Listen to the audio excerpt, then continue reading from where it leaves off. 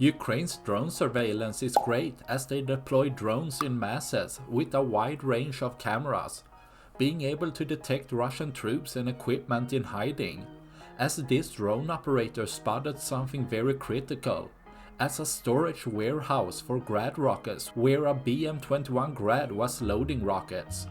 These ammunition depots contains a lot of ammunition as they serve several systems. Ukraine sent a drone dropping ordnance down at the warehouse. Unfortunately, the drone probably didn't make it as a massive explosion, looking like a small nuclear bomb going off as all of the rockets detonate.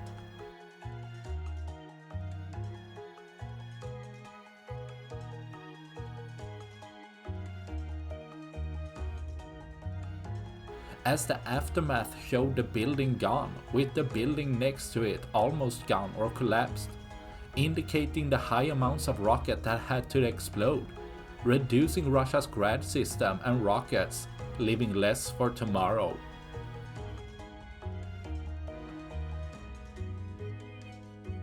That's all I had for this video. Please like and subscribe for more. Thanks for watching. Bye!